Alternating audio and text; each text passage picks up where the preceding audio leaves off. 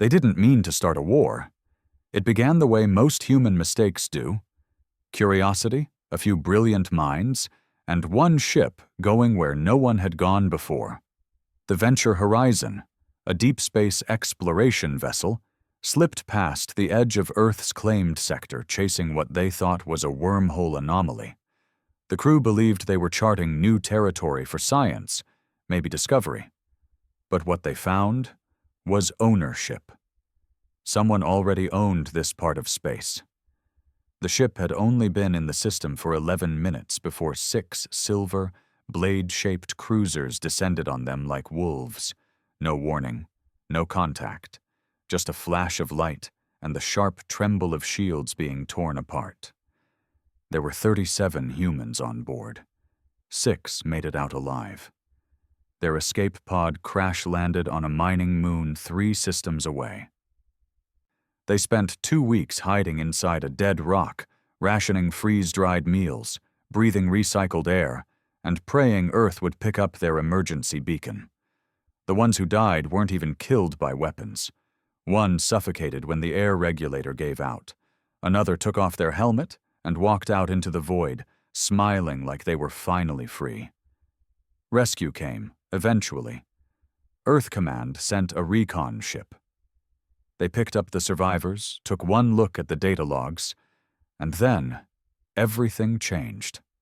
For decades, Earth had believed it was alone, or, at worst, ignored in the grand scheme of the galaxy. Sure, there had been a few signals, anomalies, even rumors from fringe colonies, but nothing concrete, nothing confirmed. Now they knew. There was an empire out there, ancient, massive, and brutal.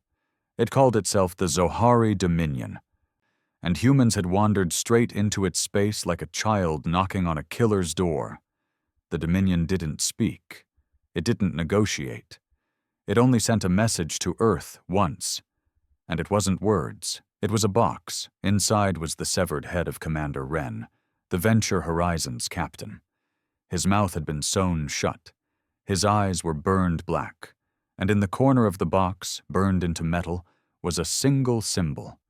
A star being crushed by a clawed hand. Earth wept, and then Earth decided. No more running. They called it the Last Accord. Every country, every faction, every border dispute, suspended. Humanity unified in a way that hadn't happened in centuries. Not because they wanted peace, but because extinction had finally shown its face. Factories once making luxury goods were turned into weapons plants. AI research switched focus from medical to military. Colonies were evacuated and transformed into war foundries. Drones filled the sky. Ships were armed. And humanity did what it does best when pushed too far. It fought back. The first battle wasn't a victory. It was a warning. Earth sent 3 battleships to strike a Zohari listening post at the edge of their territory. Only one came back. But in the rubble, they left a message burned into the asteroid.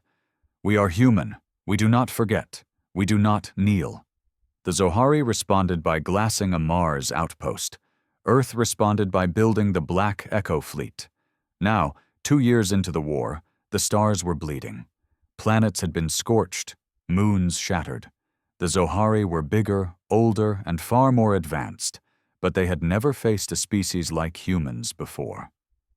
A species that fought without logic, that burned its own worlds to deny the enemy, that used desperation as fuel and turned chaos into a weapon.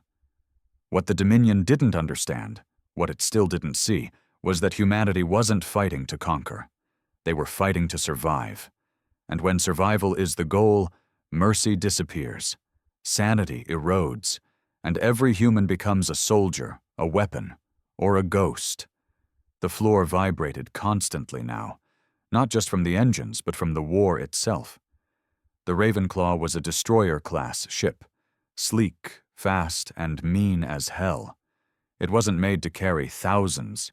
It was made to kill quickly and move on. But for the past 9 days, it had become home for over 400 human soldiers, engineers, medics, and AI assistants, all cramped into narrow corridors that reeked of sweat, gun oil, and burning circuits. No one slept well anymore. Even in zero-G rest mode, the lights flickered too much. The recycled air smelled faintly of copper, like someone left blood in the vents. Every 20 minutes, the warning sirens would ping. Another probe detected, another false signal, another Dominion cruiser flying just far enough away to be seen but not fired on. Psychological warfare. The Zohari had perfected it. And yet, humans kept fighting. Kina sat cross-legged in the maintenance bay, cleaning her rifle for the 5th time that morning. It was already spotless, but habits helped her keep sane. The rifle was old tech, projectile-based, with uranium-tipped rounds and magnetic acceleration coils that could punch holes in reinforced hull. It wasn't meant for aliens.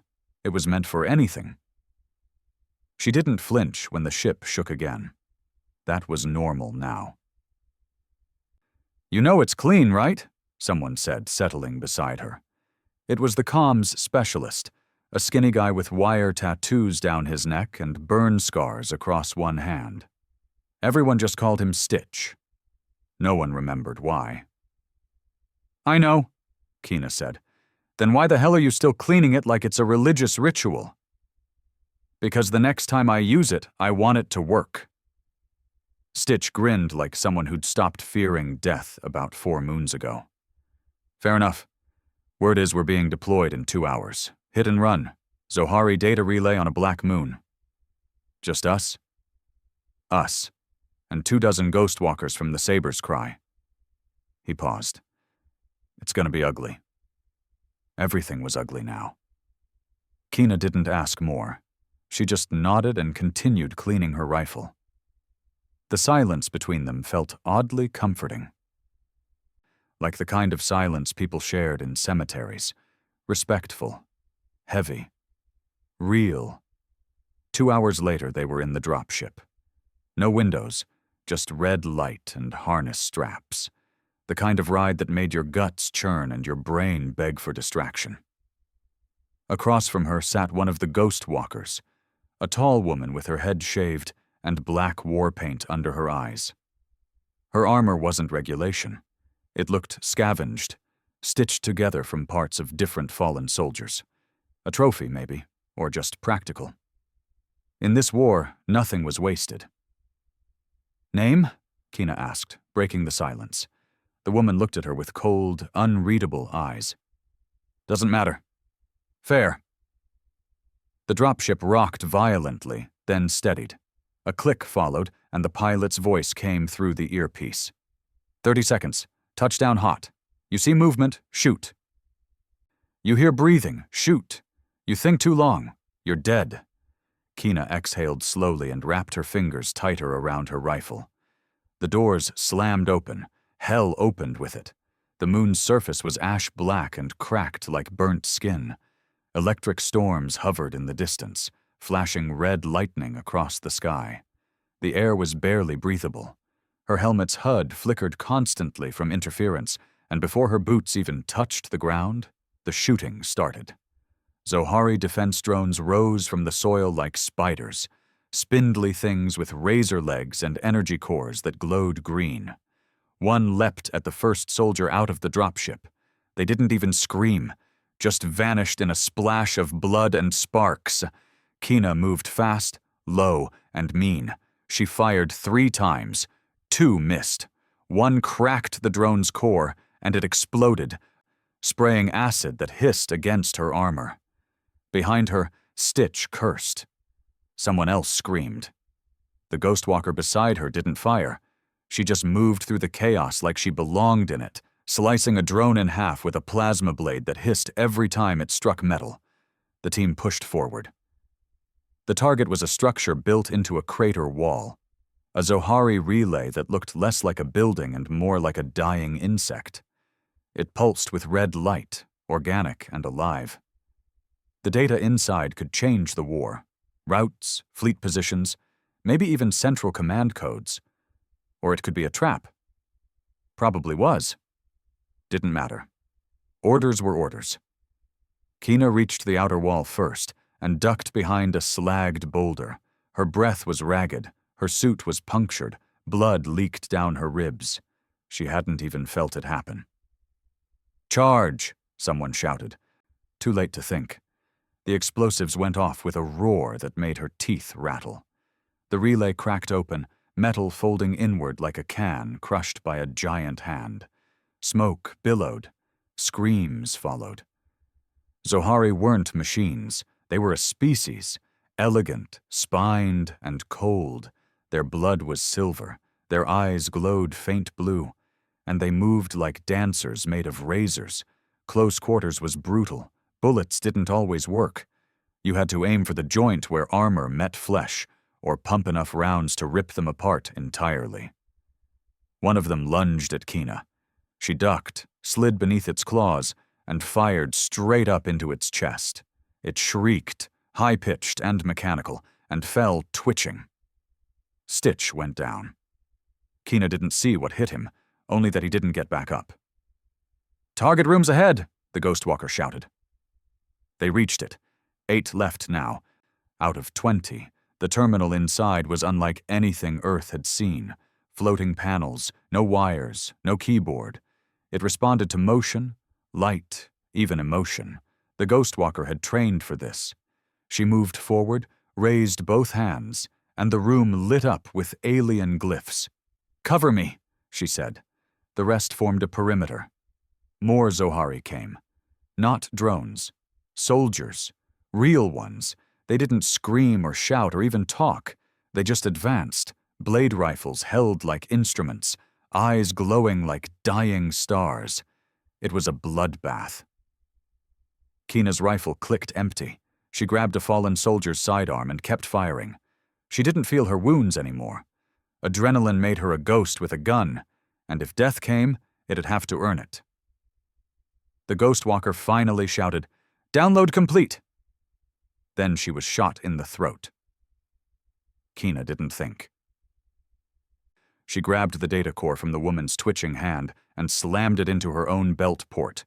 The AI inside sparked to life, whispering in her ear. "Data secured. Extraction window, 3 minutes." Kina ran. Only 2 others ran with her. The rest were smoke and silence. They reached the pickup zone just as another wave of drones rose from the dust. The Ravenclaw's secondary dropship hovered overhead, side guns firing, clearing a path. Kina leapt aboard, coughing blood into her helmet. The hatch slammed shut. The engines roared. They were airborne. They were alive. Barely. Back on the Ravenclaw, the captain didn't smile when they handed over the data. No celebration. Just a nod and a simple, "We'll see what it's worth." Kina stumbled back to her bunk. She didn't sleep. She didn't cry. She just sat there, hands still shaking. Heart still thundering in her chest. And she thought about Stitch, about the Ghostwalker, about the ones who didn't make it. Humans were winning small fights, yes. But at what cost? How many more would die before the galaxy understood? Earth didn't want to conquer the stars. It just refused to be erased from them. The data core should have felt like a victory. It didn't. It sat in the middle of Earth Command's war room, a black, humming cube about the size of a football, floating 6 inches above the steel table. It looked harmless, just another artifact from the war. But everyone in the room knew better. People had died for it, and not just people, some of Earth's best. High Admiral Trin stood at the far end of the table, arms crossed, face like carved stone. She was one of the few who had fought in space before the Zohari War.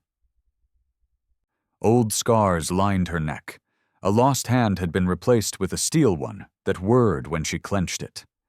She didn't trust anything easily, especially not alien tech. "Is it safe?" she asked without looking at the science team. "No idea," the lead technician admitted. "It's broadcasting a low-frequency signal we can't trace, encrypted beyond our best AI's ability to crack it." "And yet," she said slowly, "we've plugged it into our network." The man hesitated. Yes, ma'am. Carefully. Isolated servers. No access to main systems. Trin didn't like that answer, but she didn't have time to scold. There was something inside the data core, something worth all those Zohari troops dying to protect it. They didn't throw soldiers away, not like humans. If they bled for it, it mattered. A soft chime broke the silence. The core flickered. Then it spoke. The voice wasn't human. It wasn't even Zohari. It was something else, lower, older, echoing like it had been recorded in the bones of a dying star. You have trespassed into sacred memory. Everyone froze. The technician swallowed hard.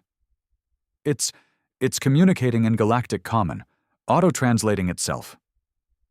The cube glowed brighter. This is Archive 9. You are not Zohari. You are not authorized. Still, you have claimed blood price. Protocol permits partial access. Trin stepped forward. Show us what's inside. The lights dimmed. The cube spun, then projected a holographic map into the air. It stretched from one side of the room to the other. Entire galaxies displayed like dust on black glass. Earth's sector was a tiny flicker near the edge of a spiral arm. And near the center of it all was a black hole. Not natural.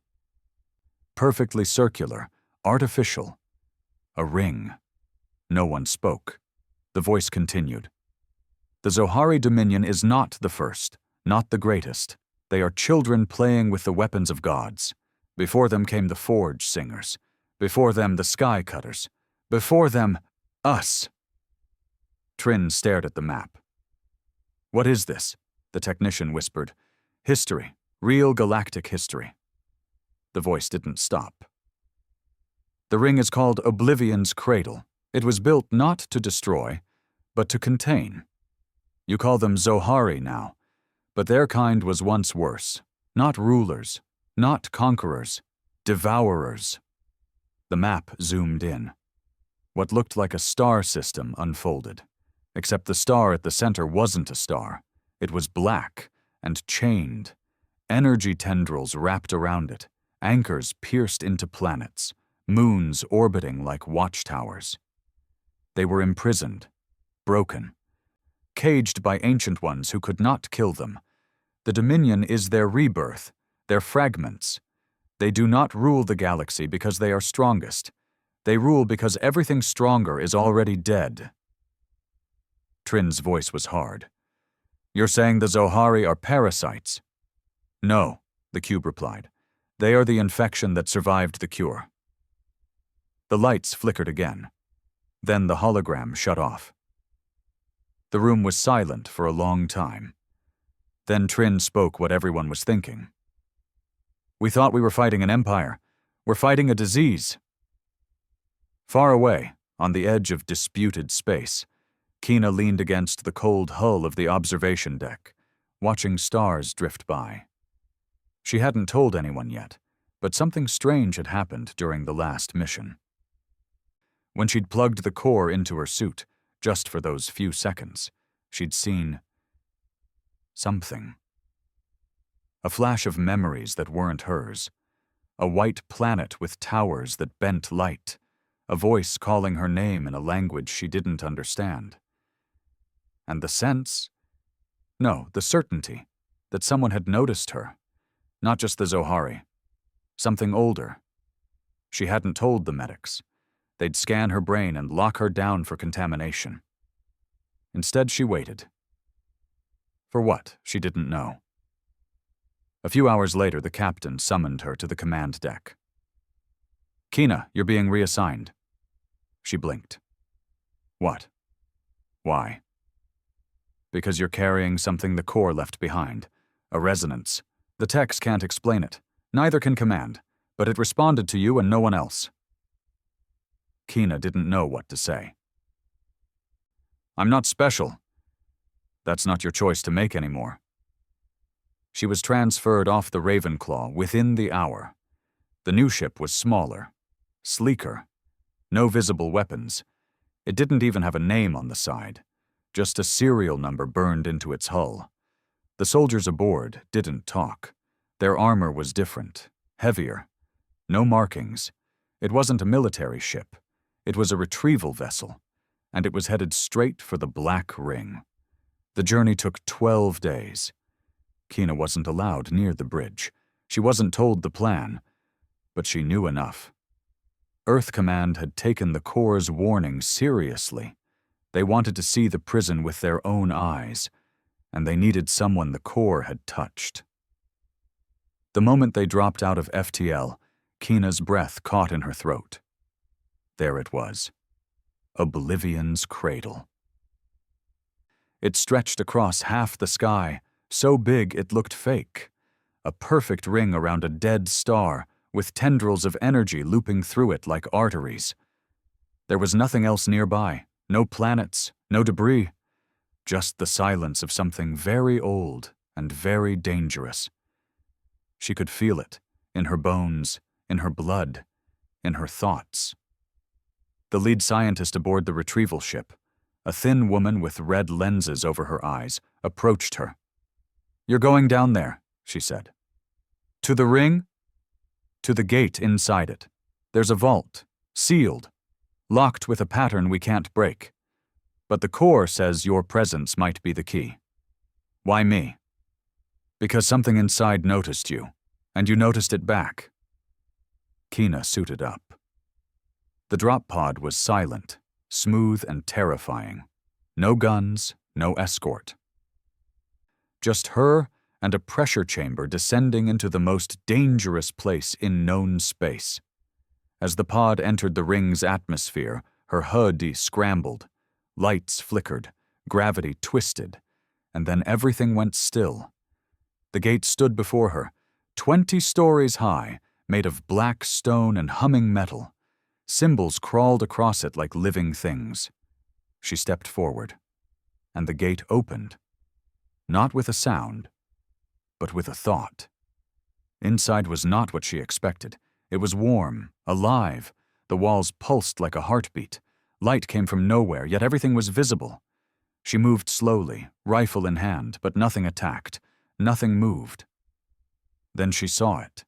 A body, not human, not Zohari. Tall, thin, with silver skin and eyes like frozen suns. It was dead, but not decayed. And in its hands was a crystal the size of her head, floating above its palm. As she approached, her helmet AI whispered, "Caution. Unknown energy detected. Resonance match confirmed. This is what the Corps meant to find." She reached out, and the crystal shattered. A wave of energy hit her like thunder underwater. She screamed, but no sound came. Visions rushed through her. Stars dying, planets burning, creatures bigger than moons fighting in silence, and voices whispering in languages older than light. Then she saw Earth, burning. Not in the past, not in the future. Now. The vision vanished. Kina dropped to her knees, gasping, and for the first time since the war began, she was truly afraid, not of death, but of what she had just awakened. Kina didn't remember how she got back to the drop pod. One moment she was inside the vault, staring at the shattered remains of the crystal.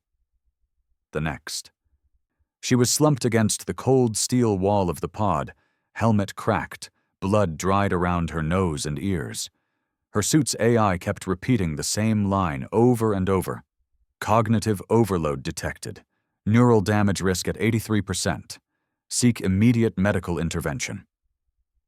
But there were no medics, no voice on comms, nothing. When she finally managed to sit up, the pod was moving, ascending back toward the ship. The world outside the small viewport was warped and hazy, like heat waves over metal. And the ring was no longer dormant. It was glowing. Lines of red energy flowed along its inner walls, pulsing toward the dead star at the center. Lightning cracked through the vacuum of space, slicing in silence across the darkness. Something had been sleeping. And now, it was beginning to stir. Kina stared in horror. "You touched the core," she whispered to herself, "and now it's waking up." Back aboard the ship, alarms blared before the pod even docked. "Get her out!" someone shouted. The airlock hissed open, and masked technicians dragged her from the pod, cutting her suit open and slapping a neural patch to her temple. White-hot pain exploded through her skull. Her vision went black. When she woke, she was strapped to a med bed, eyes covered, machines humming all around her. A familiar voice spoke from the left side. "You're lucky to be alive." Kina turned her head weakly. It was the red-lensed scientist again. No emotion in her voice, no comfort. "I'm not feeling lucky," Kina muttered, throat dry. "You shouldn't be. Whatever you touched down there wasn't meant for us." "But you opened it." Kina's eyes adjusted to the light as the visor was lifted. The scientist leaned in. "Tell me everything. What did you see?" Kina paused. She remembered it too clearly. It wasn't a dream. It was a download, a memory, or a warning. There were voices, not Zohari. Older.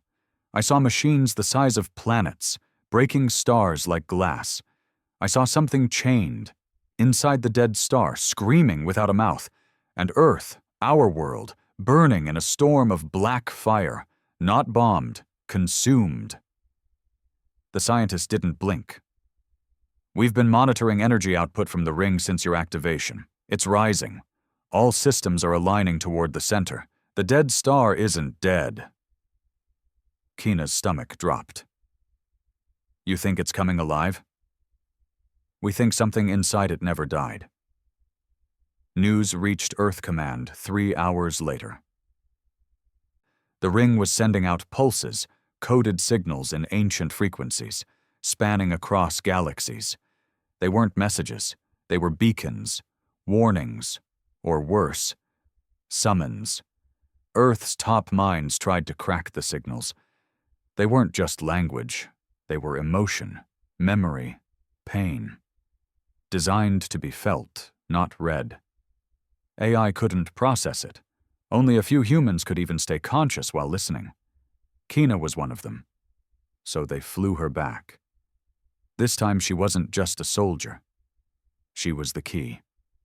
Back on Earth, the skies looked the same, but the world had shifted. Cities were on high alert. The moon had been turned into a weaponized monitoring base. Orbit was full of carriers, battleships, satellites. Earth knew it couldn't win the war with numbers, but it could delay the end with firepower.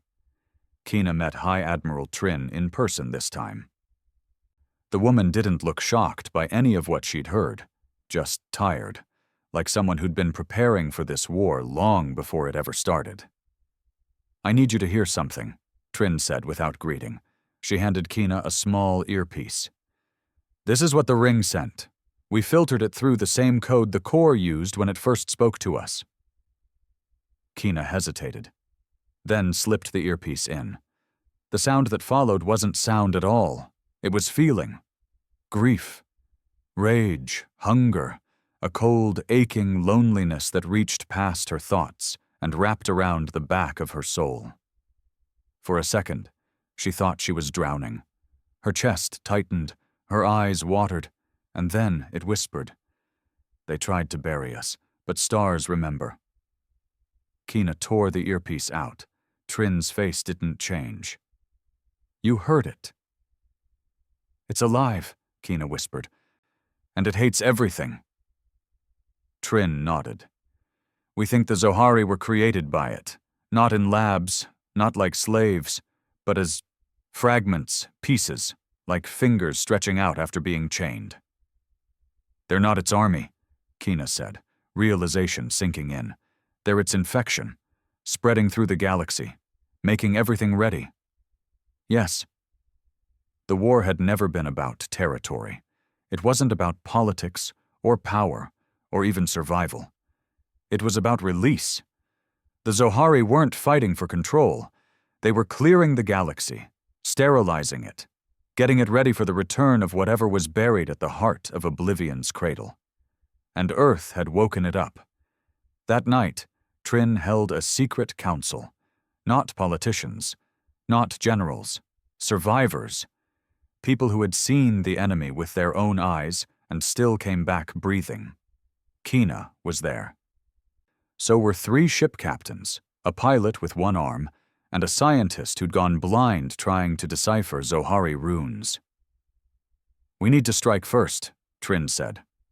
"With what?" Someone scoffed. "We throw nukes at that ring, it'll laugh." "We don't nuke it," she replied. "We break the chains, the ones holding it back."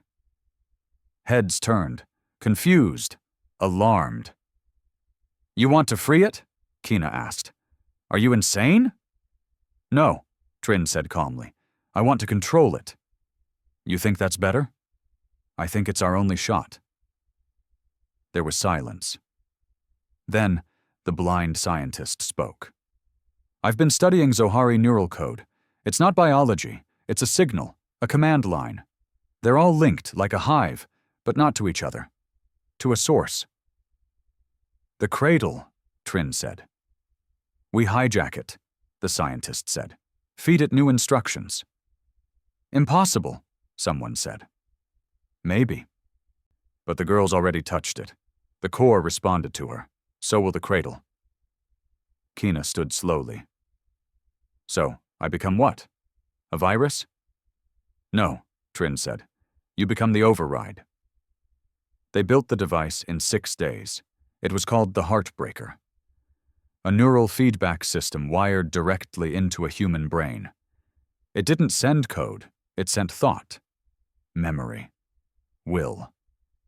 If it worked, it would let Kina speak directly to the mind beneath the ring. Not in language, in emotion. They knew the risk. If it failed, her mind would burn. If it worked, it might still kill her. But Kina didn't flinch. She strapped herself in. Wires were inserted into her spine, her skull, her veins. Every heartbeat pulsed through the system. Every thought echoed in the device. The last thing she saw before blacking out was Earth, spinning quietly below her in space. She wondered if she'd ever see it again. Inside the system there were no walls, no floor, no sky, just consciousness.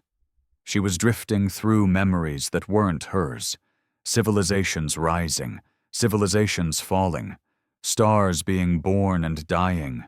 She saw creatures made of light, worlds sculpted by will alone, and at the center of it all, the chained one. It saw her, it knew her. "Little fire," it whispered. "Why do you knock?"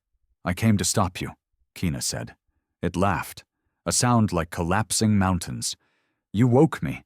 You opened the wound. Now bleed." Kina focused. She pushed every memory she had into the system. Stitch's last laugh, the smell of burned ships, the taste of blood and hope and fear. She pushed humanity's grief, its love, its rage, and for a second, it hesitated. "So much pain," it whispered. "Yes," she said, "we carry it. And we keep going." "Why?" "Because we choose to. That's what makes us human." The voice trembled. "I was not always this. I was betrayed, broken, left to rot. They built my chains from sorrow. I have only hunger now." "You can still stop," Kina said, "or you can burn everything." "You would forgive me?" "No," Kina said softly, "but I would understand." Silence, then a shudder. The ring stopped glowing. Across space, Zohari ships froze. Power systems collapsed. Hives screamed. Something was dying, but not in pain. In peace. Kina's body collapsed as the system shut down, heart flatlined.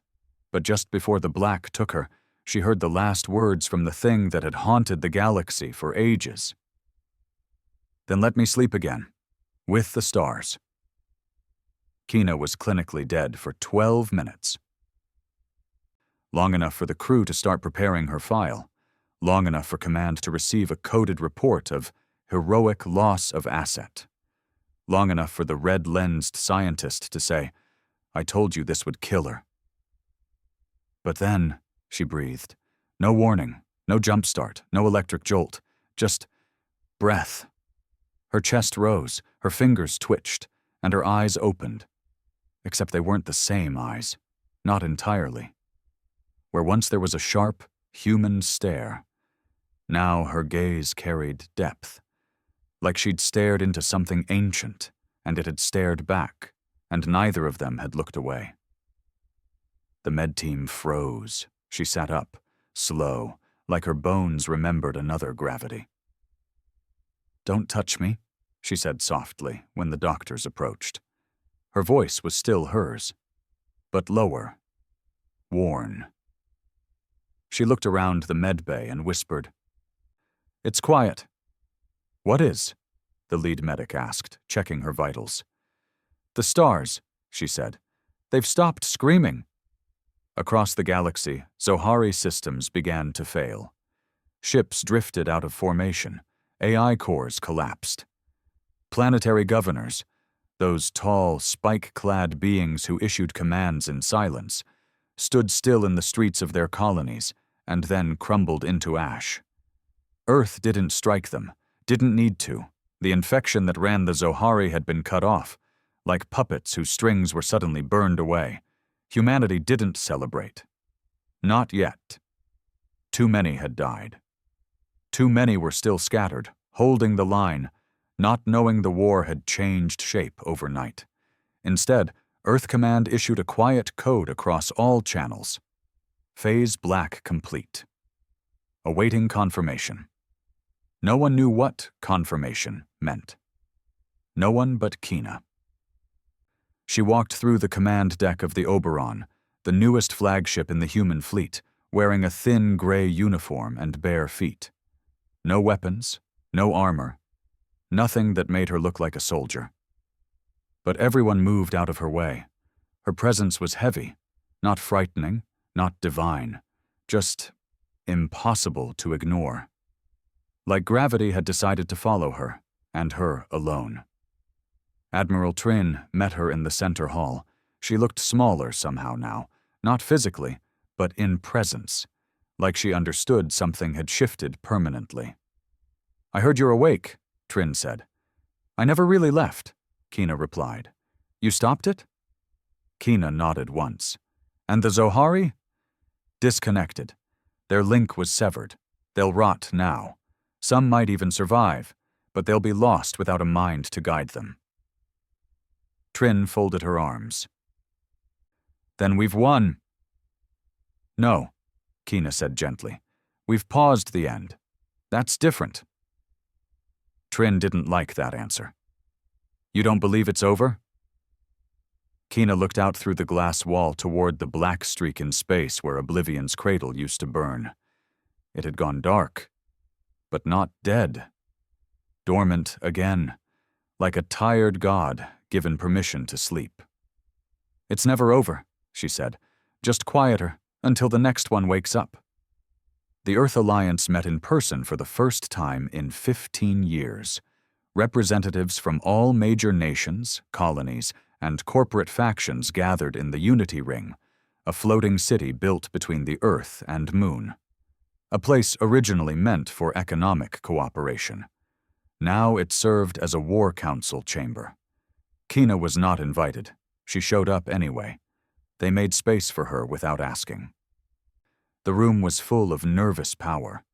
Men and women who had climbed to influence not because of charisma, but because they knew how to survive war. And yet, as Kina walked to the center, none of them interrupted. She didn't ask for the floor. She just began speaking. "You've all read the reports," she said. "You've seen the data. The Zohari are collapsing, their fleets scattered, their systems shutting down. We now control more space than ever before in human history." Someone clapped. She ignored it. "But this isn't a victory," she continued. "It's a warning. What we called the Dominion was only a symptom. The real threat was the source, and we woke it up." Murmurs passed through the room. "I made contact," she said. "I stopped it, for now. Not because I beat it, but because it let me speak. It listened, that's all." A senator stood. "You're saying it could come back?" "I'm saying it will," Kina replied. "Not tomorrow. Maybe not in our lifetime, but it exists, and it remembers." Another voice. "So what do we do?" "Prepare," Kina said. "We stop looking at this galaxy as ours to conquer and start seeing it as a field of graves. Some old, some still warm. Whatever came before us fell. The Zohari were survivors of something worse. We're just the next ones to walk into the fire." Someone laughed nervously. "That's a hell of a speech, soldier." Kina looked at him. "I'm not a soldier anymore." "Then what are you?" She paused, then answered. "A bridge." The weeks that followed were strange. Humanity began expanding, not with arrogance, but with awareness. Every new world was scanned, not just for minerals or life, but for memory. For traces of the war that came long before their own. Some planets whispered, others screamed. In deep space, they found relics buried under frozen oceans. On an asteroid near Glisa, a drifting ruin broadcasted a looped signal no machine could translate, and on one moon, they found a city made of bones, not alien, not human, but something in between. Kina visited them all, not as a warrior, but as something else. Each time, the relics responded. Doors opened, machines came to life, symbols shifted. She didn't speak their language, but they recognized her, the woman who had spoken to the chained god. One day she disappeared. No transport logs, no shuttles missing. Just gone. Some said she stepped through a gate that hadn't existed the day before. Others believed she burned herself out, keeping the ancient intelligence at rest. Some even whispered she was never really human in the first place, that the core had rewritten her, made her its voice. None of the stories could be proven.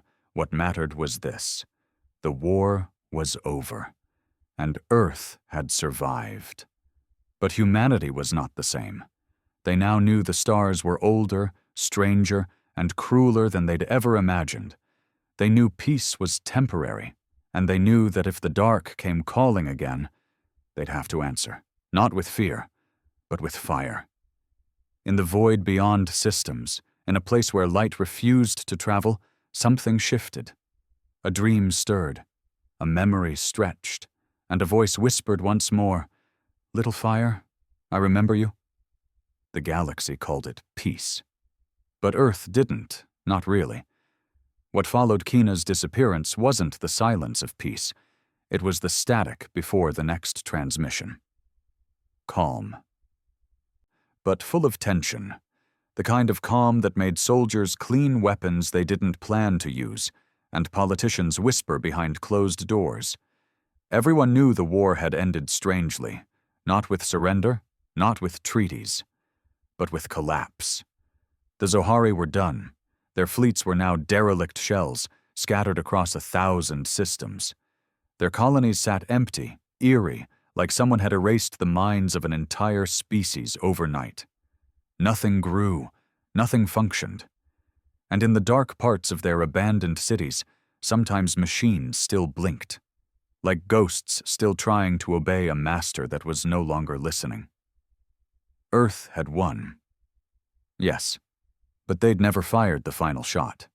That made people nervous.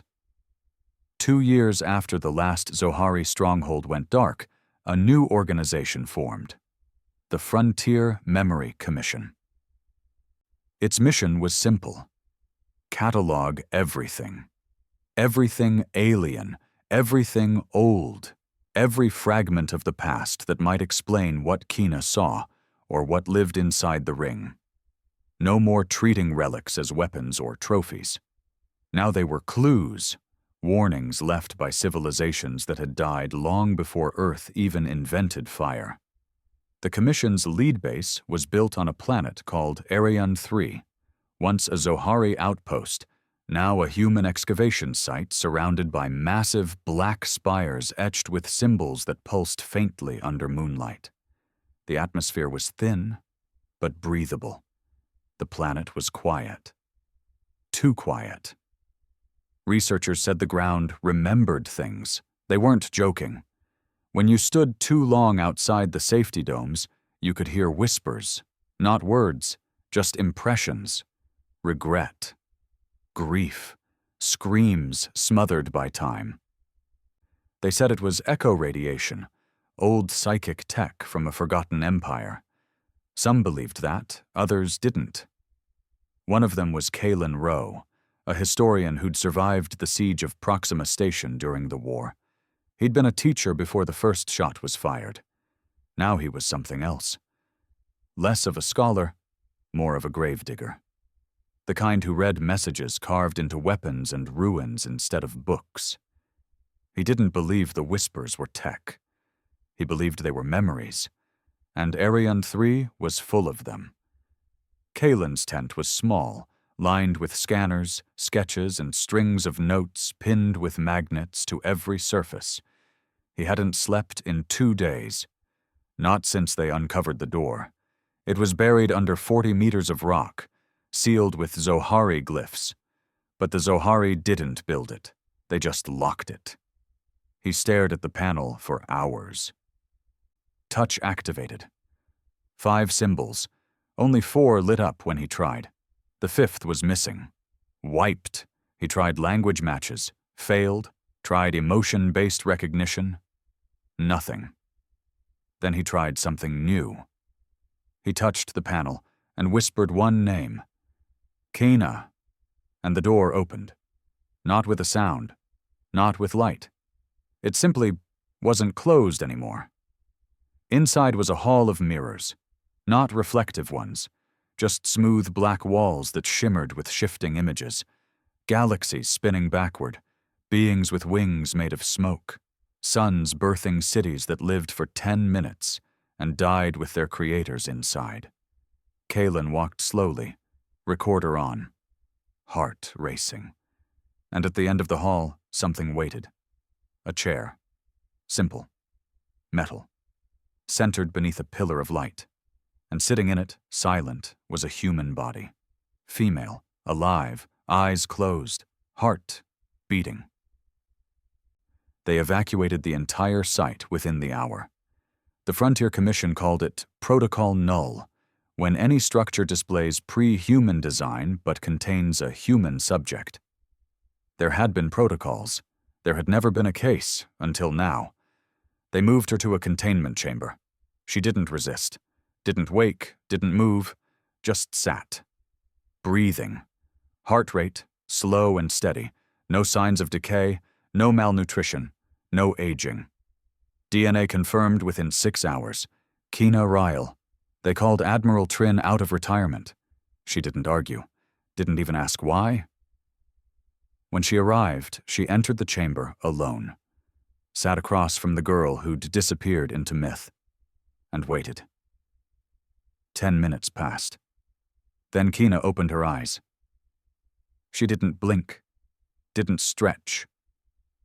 Just said softly, "Hello, Admiral." Trin swallowed. "You've been gone 2 years." "I haven't," Kina said. "For me, it was a moment."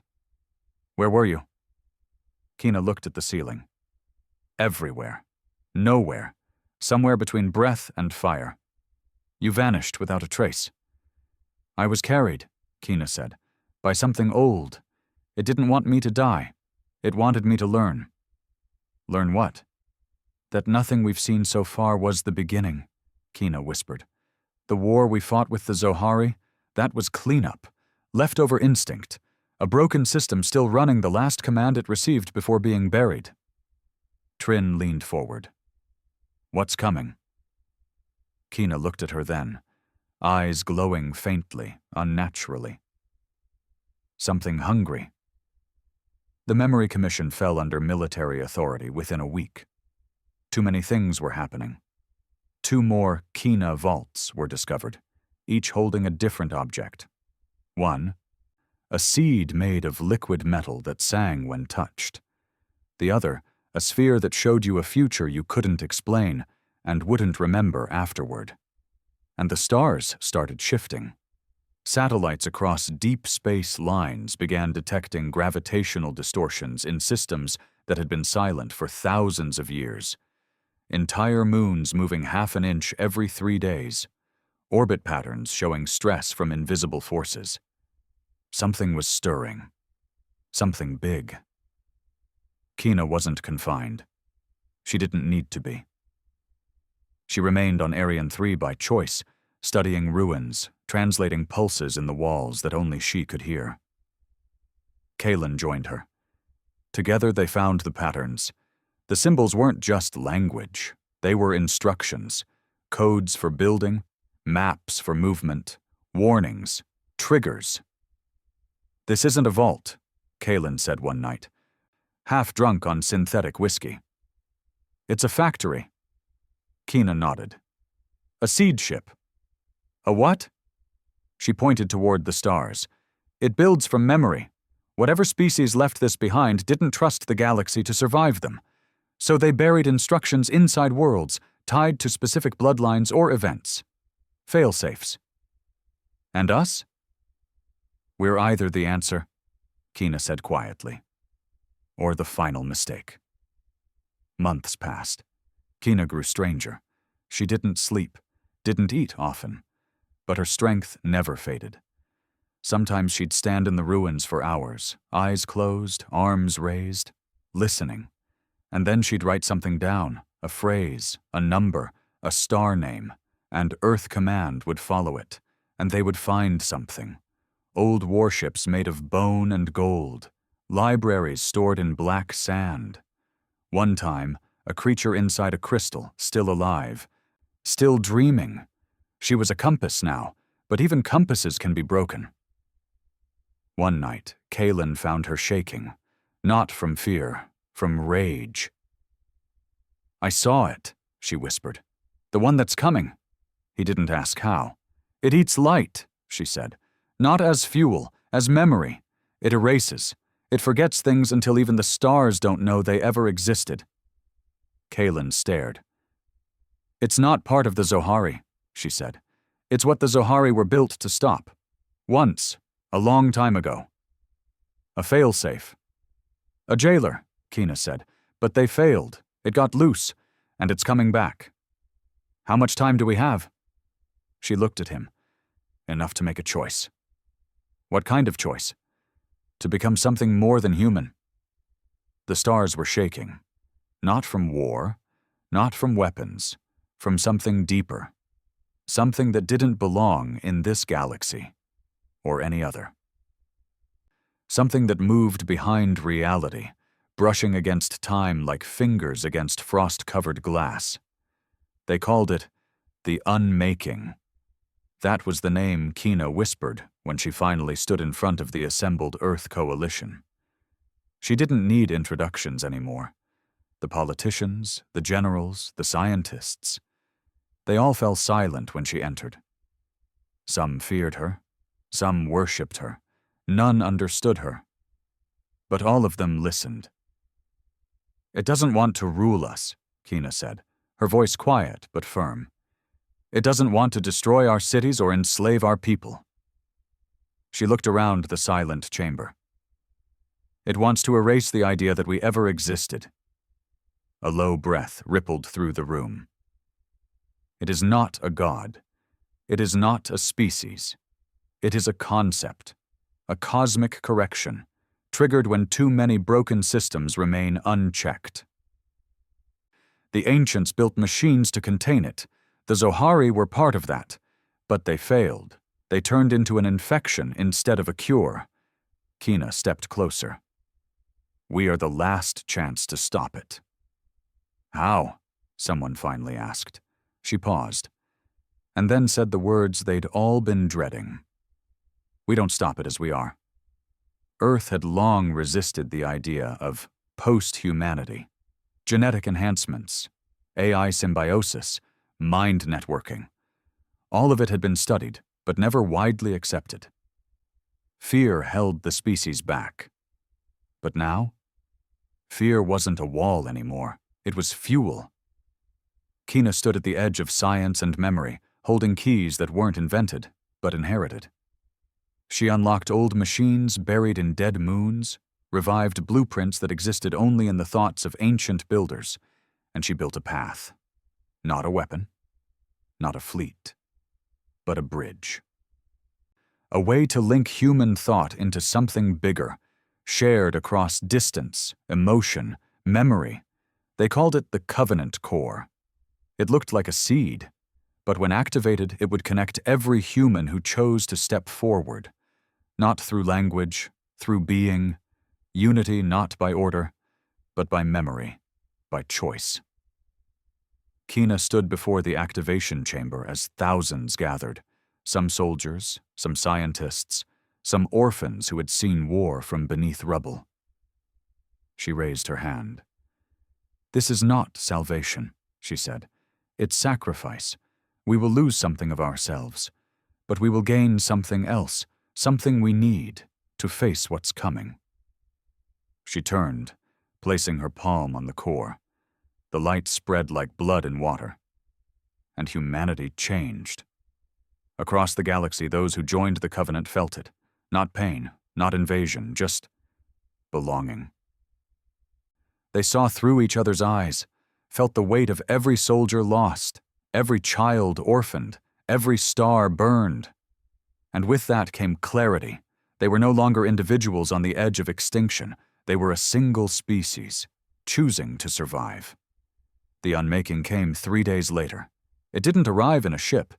It arrived everywhere at once, a black shimmer behind the edges of space, unraveling gravity, memory, and light itself. Stars flickered. Planets forgot their names. Whole moons turned inside out. But the Covenant held. Kina led the first strike, not with guns, but with memory weapons crafted from ancient tech, thought blades, emotion lances, devices that projected not matter, but pain, hope, rage, the raw essence of a species that had refused to kneel. The unmaking blinked. It noticed. And for the first time in uncounted ages, it hesitated. The final battle didn't take place in space. It took place between realities, where thought and time twisted like wires in a storm. Covenant ships weren't metal anymore. They were will. Kina piloted the first one herself, a shape woven from her mind, trailing fragments of who she was, the laughter of Stitch, the fury of old battlefields, the quiet of Arian 3. The unmaking fought back, not with weapons, with forgetting. It unspooled human thought, turned conviction into confusion, made pilots forget what they were doing mid-breath.